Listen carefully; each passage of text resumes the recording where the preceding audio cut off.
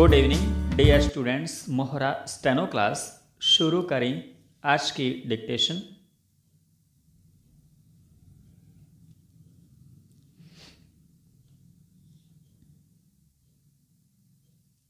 शुरू। बहुलवादी देशों में एकीकृत समाज का निर्माण कैसे किया जाए, यह चुनौती आधुनिक विश्व के सामने बड़ा संकट बनकर उभरेगी। इसकी किसी ने कल्पना भी नहीं की गई होगी।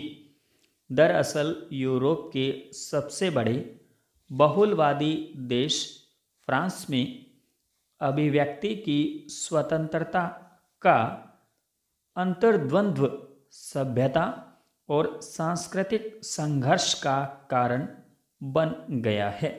इसके परिणाम बेहद भयावह होकर वहाँ के बहुलवादी परिवेश को प्रभावित कर रहे हैं।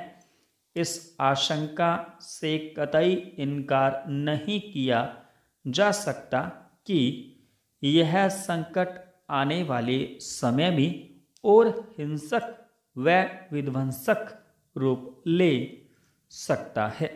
इन दिनों फ्रांस में जिस तरह की हिंसक घटनाएं देखने को मिल रही हैं, वे इसका स्पष्ट संकेत हैं। इसी हफ्ते फ्रांस के नीस शहर में चर्च पर हमला कर 3 लोगों का गला रेत दिया गया। इससे पहले का एक शिक्षक की गला रेत कर हत्या कर दी गई थी।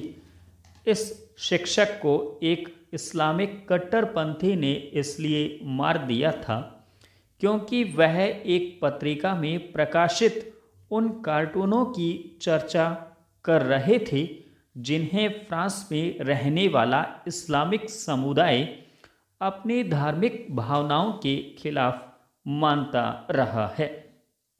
फ्रांस में मुस्लिम समुदाय की आबादी कुल जनसंख्या का 10% है।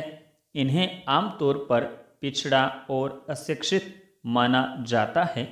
एक शिक्षक की हत्या के बाद फ्रांस में धर्मनिरपेक्षता को लेकर एक बार फिर से बहस छिड़ गई है और इसका नतीजा इस्लामिक शिक्षा और समाज को प्रतिबंधित करने जैसा भी हो सकता है।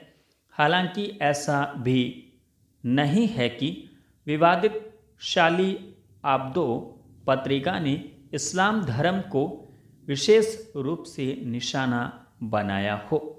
यह पत्रिका इसके पहले भी अति दक्षिणपंथी ईसाई, यहूदी और इस्लामिक मान्यताओं पर प्रहार करने को लेकर विवादों में रही है। लेकिन साल 2015 में पैगंबर मोहम्मद को लेकर बनाए गए कार्टूनों की कड़ी प्रतिक्रिया हुई और इसके कार्यालय पर हमला कर कई लोगों को मार डाला गया था।